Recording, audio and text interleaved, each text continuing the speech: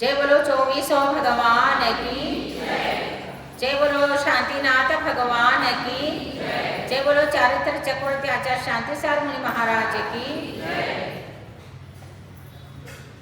मोक्ष मार्गस्य नेतारं भेत्तारं कर्मभूव्रतां ज्ञातारं विश्वतत्त्वानां वन्दे तद्गुणलब्धये।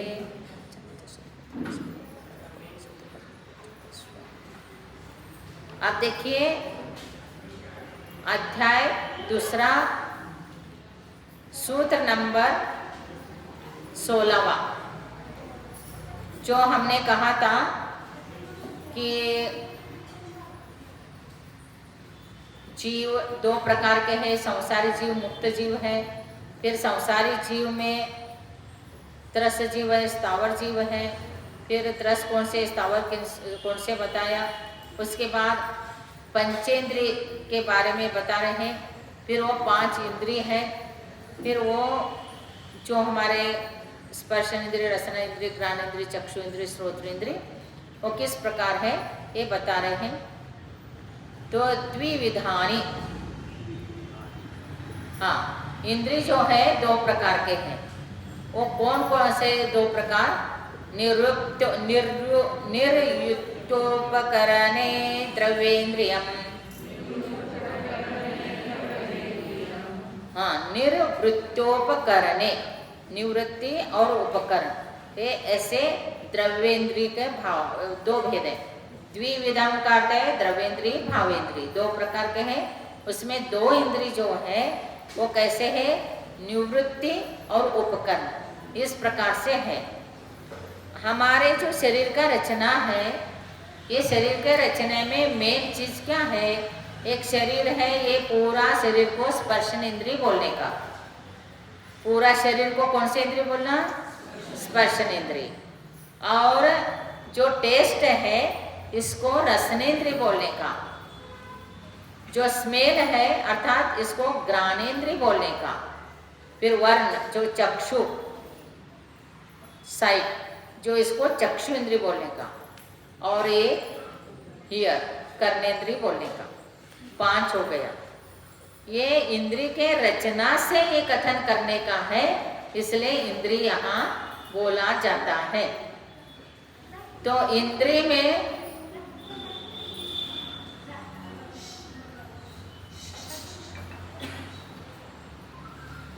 में क्या है? 2 प्रकार के इंद्रिय में द्रव्येन्द्रिय और भावेन्द्रिय। और द्रव्येन्द्रिय में निवृत्त उपकरण, निवृत्ति और अर्थात रचना और उसका उपकरण, ऐसे 2 प्रकार के होते हैं। निवृत्ति में भी 2 प्रकार है, बाह्य निवृत्ति और अभ्यंतर निवृत्ति, ऐसे है। और अभ्यंतर निवृत्ति में जो होता है उसमें क्या चीज आता है कि उपकरण में बाह्य आएगा और निवृत्ति में आत्म प्रदेश, जो हम जिस इंद्रिय के द्वारा जानते हैं वहाँ पर आत्म प्रदेश का रचना है। जो हमको दिख रहा है, ये जो इंद्रिय का रचना दिख रहा है, ये सारे आकार दिख रहा है, ये सब पुद्गल है। शरीर क्या है? पुद्गल है। और शरीर में ही ये सब इंद्रियां हैं, तो ये सारे क्या है? पुद्गल है। तो पुद्गल का जो रचना है वो इसका आकार है। जैसा स्पर्शन इंद्र का आकार विविध आकार है, रसनेन्द्र का आकार खुरपा के समान है। गोमटसार जीव कांड में सब आकार भी बताया है। एक जीवा इंद्र कैसे है? खुरपे के समान है, टेस्ट लेता है वो तो खुरपे का। और घ्राणेन्द्र का तिल का जो पेड़ होता है वो उसका फूल आता है, जोड़ी आता है, वो ऐसे ही रहता है गोल। और वो घ्राणेन्द्र का आकार तिल के पुष्प के समान है। चक्षु इंद्र का आकार जो मसूर के दाल है उसके आकार का है। और कर्णेन्द्र का आकार जौ होते हैं ना, जौ, गेहूं जैसा जौ, वो उसका नाली होता है, ऐसा गोल वो लंबा होता है। या तो आप गेहूं ही ले लो, उसका जो होता है डंठल वो गोल होता है, बीच में होल होता है। तो वैसे कर्णेन्द्र का आकार है। ये तो बाहर आकार हो गया, लेकिन इस आकार में जो हम जान रहे हैं, सूंघ रहे हैं, उसमें उस इंद्रिय में हमारे आत्म प्रदेश का रचना है, हमारे आत्म प्रदेशों का रचना है। तो अभ्यंतर निवृत्ति उसको कहते हैं। और उस पर्टिकुलर एरिया में जो जगह में जो आत्मा पुद्गल का प्रदेश है वो भी पुद्गल का प्रदेश है। और उपकरण जो होता है बाह्य उपकरण और अंतरंग उपकरण, अभ्यंतर और बाह्य उपकरण, ऐसे दो प्रकार के उपकरण। कितने प्रकार के उपकरण है? दो प्रकार के हैं। दो प्रकार के कौन से उपकरण है? जो रचना है, ये देखो,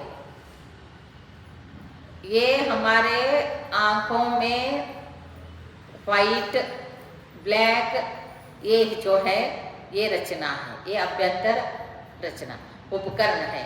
और उसमें बाह्य जो उपकरण है ये सारे पल उसको रक्षण करने वाला, ये सब है उपकरण।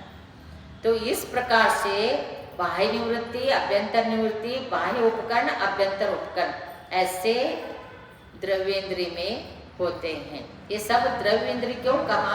ये रचना है, चाहे तो आत्म प्रदेश का हो चाहे पुद्गल का हो, तो इसमें रचना है, इसलिए द्रव्य को लिया। और आगे क्या लेंगे? इसमें लब्ध्युपयोगो भावेंद्रिय, भावेंद्रिय लेंगे। द्रव्येंद्रिय का हो गया तो भावेंद्रिय, भाव इंद्रिय का अर्थ है यहाँ पर आत्मा से संबंध है। जो आत्म प्रदेश का रचना है तो वो अभ्यंतर निवृत्ति हो गए, और उपकरण जो है बाहर है वो पुद्गल का रचना भी हो गया। लेकिन जो अपने अंदर उपकरण क्षोभम है, लब्धि उपयोगो, लब्धि का अर्थ है क्षयोपशम, अर्थात उस पर्टिकुलर जगह से आत्म प्रदेश का क्षोभम होगा तो ही देख सकते हैं। बहुत से लोगों को आंख होते हैं लेकिन दिखाई नहीं देते। क्यों नहीं दिखाई देते? तो इसलिए दिखाई नहीं देते हैं, वो जो है आत्मा का जो प्रदेश का क्षोभम है वहां पर नहीं है। वो रचना तो हुआ है पुद्गल द्रव्य का, लेकिन वहां पर आत्म प्रदेश का रचना नहीं, और वहां पर क्षोभम नहीं है। इसलिए कोई सुनता, कान तो है लेकिन वो सुनता नहीं है। क्यों नहीं सुनता? वहां पर जो क्षोभम लब्धि है वो नहीं है। और जहां जहां पर आत्मा का क्षोभम रहेगा वहीं पर वो देखेगा, जानेगा, सूंघेगा, सब कुछ होता है। इसलिए इसको लब्धि कहते हैं। लब्धि का अर्थ है उस इंद्रिय, जन वीर्यांतरय कर्म और चक्षु इंद्रिय वर्ण कर्म का क्षोभम, घ्राणेन्द्रिय और वीर्यांतरय कर्म का क्षोभम, ऐसे सभी इंद्रियों के साथ लगाने का, उसी से ये पांचों इंद्रिय से हम जान सकते हैं। और जो लब्धि हो गया तो उपयोग, उपयोग का अर्थ क्या है? वहां पर ही उपयोग लगाना पड़ेगा आपको। दूसरे जगह में उपयोग लगाएंगे उसका नॉलेज नहीं होगा। आपको कोई भी काम कर रहे हैं तो आपका उपयोग वहीं होना चाहिए। कहीं भी उपयोग है और कुछ भी होता है तो आपको मालूम नहीं पड़ता। आप को ज़्यादा मालूम है, खाना बनाते हैं तो खाना जल्दबाजी में बना रहे हैं, बनाते बनाते कोई पूड़ी बना रहे, कोई कुछ भी बना रहे हैं, तो आपको जल्दी में कुछ कढ़ाई रख दिया, कुकर रख दिया, फिर उससे हाथ जल गए, कहीं जल गया, तो उस टाइम में खाना बनाने में उपयोग है तो आपको पता भी नहीं चला। फिर बाद में जलन होता थे, वो इधर क्यों जलन हो रहा, हाँ ये लगा वो लगा, उस टाइम में उपयोग लगता। वो जब खाना बनाते हैं तो खाना बनाने में उपयोग है, वो जल गए ये भी पता नहीं चला। फिर जब जलन हो रहा है वो भी उस टाइम में पता नहीं चला, क्योंकि आपका उपयोग वहाँ नहीं है। इसलिए हमारे यहाँ ध्यान को बहुत महत्व दिया है। तो ध्यान में शुभ उपयोग, अपने उपयोग को धर्म में लगाना, तत्व में लगाना, भगवान के आराधना में लगाना, गुरु के उपासना में, गुरु का उपदेश सुनने में लगाया तो आपका ऑटोमेटिक धर्म ध्यान हो गया। उपयोग लगाने की बात है, और वही उपयोग कहीं भी जाएगा, बाहर जाएगा तो जैसा उपयोग उपयोग जीव से लक्षणम, उपयोग जो है जीव का लक्षण है। तो जहाँ क्षोभशम है वहाँ पर उपयोग हो तो आपको उसका ज्ञान होगा, और क्षोभशम है लेकिन उपयोग नहीं लगाए तो ज्ञान नहीं होगा कोई भी चीज का। अर्थात आपके भाषा में क्या बोलते हैं, लक्ष्य कहाँ है, कुठे आहे तुमचं लक्ष, असं म्हणता का नाही? मग कुठे आहे म्हटलं तर कुठे आहे, घरात आहे की मंदिरात आहे, घर में है कि मंदिर में है? तो मंदिर में है तो पुण्य का बंध हो रहा है, घर में है तो कौन से बंद हो रहा है? मंदिर में बैठ के घर का विचार करेंगे तो पाप का बंद होगा, घर में बैठ के मंदिर का विचार करेंगे, भगवान का ध्यान करेंगे तो पुण्य का बंद होगा। फिर आप बोलेंगे माता जी ने कहा है घर में बैठ के भगवान का ध्यान करो, पुण्य का बंद होता, मंदिर ही नहीं जाना, ऐसे मत करना। कहने का तात्पर्य उपयोग जहाँ है वहां पर अभी शांतिनाथ भगवान की आपने पूजा किया कि नहीं, तो आपका उपयोग उसी में लग गए तो कितना पुण्य का बंद हो गया।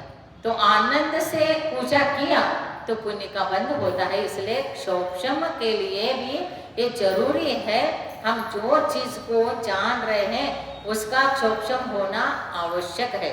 उस चीज का क्षोभशम नहीं है तो कुछ नहीं, इंद्रिया है सब कुछ है लेकिन उसका क्षोभशम नहीं होगा तो वो नहीं। तो इसलिए बहुत से लोगों को सब कुछ इंद्रिय होते भी, आंखें होते भी दिखता नहीं है, कान होते भी सुनते नहीं है, और मुंह होते भी बोल नहीं सकते हैं। क्यों है? तो वहाँ का क्षोभशम नहीं है। तो ये भी कारण क्यों है, पूर्व जन्म में किसी के बारे में ऐसे हास्य किया, उसके ऊपर हंसा, तो आइट लाफ विथ लाफ, कोई उसका गलत चीज को देख के हंसेंगे तो आइट लाफ हो गया, और सब खुशी खुशी में सब हंस रहे तो क्या है, विथ लाफ हो गया, उसे कर्म बंद नहीं होगा। इसलिए कहा है कि जो अशुभ नाम कर्म का बंद होता है हास्य से ही होता है। तो इसलिए हास्य नहीं करने का। इस प्रकार क्षोभशम अपने को अच्छे चाहिए तो अपना उपयोग कहाँ पर लगाना, धर्म में लगाना। खाना खा रहे तो खाने में ही उपयोग लगाओ, टीवी देखने में नहीं लगाने का। टीवी देखने में लगाया, गंदा चीज को सुन रहे, गंदा चीज को एडवर्टाइज में दिखा रहे, तुम देख रहे, इधर खाना का पवित्र खाना शरीर के लिए, धर्म ध्यान के लिए खाया जाता है, और उस खाना को ऐसे अशुद्धि चीज को देखते हुए, अशुद्धि शब्द को सुनते हुए खाएंगे तो क्या परमाणु होगा, आपके अंदर कौन से परमाणु जाएगा। बच्चों को भी खिलाते हैं तो धर्म ध्यान का, धर्म का वो जो अपने भजन है उसको लगा के खिलाए तो अच्छा तो हो जाएगा, वो बच्चे को पुण्य तो बंद हो जाएगा। और सुन के उसको धर्म के लिए आना, नहीं तो कार्टून सुनाना, नहीं तो और कुछ सुनाना, ये ऐसे ऐसे करके करेंगे तो बच्चे के अंदर वही प्रवृत्ति हो जाता है। तो इसलिए अपने को अच्छा भाव रखने के लिए सब चीज में उपयोग अच्छा ही लगाना चाहिए। उसके बाद बोलते हैं स्पर्शन रसन ग्राण चक्षु श्रोत्राणि, वो इंद्रिय 5 है, इंद्रिय के विषय भी 5 है। स्पर्शन में स्पर्शन इंद्रिय का विषय, और रस रसन इंद्रिय, ग्राण ग्राण इंद्रिय, चक्षु और श्रोत, इसके स्पर्शन इंद्रिय के 8 है विषय। जैसा आपको स्पर्शन से जानना है तो गर्म है, ठंडा है, शीत उष्ण उसको बोलते हैं, हल्का है, भारी है, इसको हाथ में उठा के ही देखेंगे, स्निग्ध है, रुक्ष है, ये भी हाथ लगा के ही देख के बताएंगे, कठोर है, कोमल है, ये भी हाथ से बताएंगे। तो ये स्पर्शन इंद्रिय का 8 हो गया विषय। और रसन इंद्रिय का 5 है, खट्टा है, मीठा है, तुरटा है, कशला है, ये ऐसे तीखा, ये 5 विषय जो है रसनेन्द्रिय का। ग्राणेन्द्रिय का सुगंध और दुर्गंध। चक्षुन्द्र का 5 वर्ण है, कृष्ण, नील, पीत, पद्म, शुक्ल। तो इसको क्या बोलते हैं, काला, नीला, पीला, लाल, सफेद। 4 लाल लाल बोलने का और 1 सफेद बोलने का, तो याद हो जाएगा। तो 5 हो गया वर्ण, और इसका सा रे ग म प द नि सा, ये हो गया कर्मेंद्र का शब्द का विषय सा। तो इस प्रकार से ये इंद्रियों का विषय है। तो उससे हम जानते हैं और सब कुछ उसी से चलता है। फिर कहते हैं श्रुतम अनिंद्रियस्य, श्रुतम श्रुत ज्ञान जो है अनिंद्रिय इंद्रिय के द्वारा नहीं, वो जो स्वतः मन से होता है। अनिंद्रिय मीन्स क्या है? मन। हम जो भी चीज को जानते हैं, देखते हैं, सुनते हैं और वो टेस्ट लेते हैं, स्पर्श करते हैं, उसका निर्णय कौन करता है? तो श्रुत ज्ञान, श्रुत ज्ञान निर्णय करता है। आपको कुछ चुभा तो चुभा, ये नॉलेज हो गया, मति ज्ञान का हो गया। लेकिन क्या चुभा, इसका नॉलेज करने वाला कौन से ज्ञान है? मन से निर्णय होगा उसका। तो मन सारे मैसेज देते हैं। हमारे जितने इंद्रिय हैं वो सब अपने इधर दिमाग जो बुद्धि को मैसेज देते हैं तत्काल। इधर चुभा, इतने में यहाँ मैसेज गया, ये मैसेज गया तो इतने में निर्णय हो गया। इतना फास्ट होता है काम। अच्छा बुरा ग्रहण करने योग्य अयोग्य क्या है, सब कुछ तत्काल हमारे इंद्रियों के द्वारा हमारे ज्ञान में आ जाता है। उसी को बोलते हैं मैसेज गया फ्रॉम सेंस, इंद्रियों के द्वारा। इंद्रियों के द्वारा जब मैसेज जाता है तो वो निर्णय होता है। तो निर्णय करता है श्रुत ज्ञान। तो इसलिए इस प्रकार से श्रुत ज्ञान के द्वारा हमारा ज्ञान विशेष विशेष बढ़ता है, जानते हैं और जानते रहते हैं। तो यहाँ पर इतना करेंगे, फिर अब इसके बाद हम कर्मकांड पढ़ेंगे। कर्मकांड का गाथा निकालो।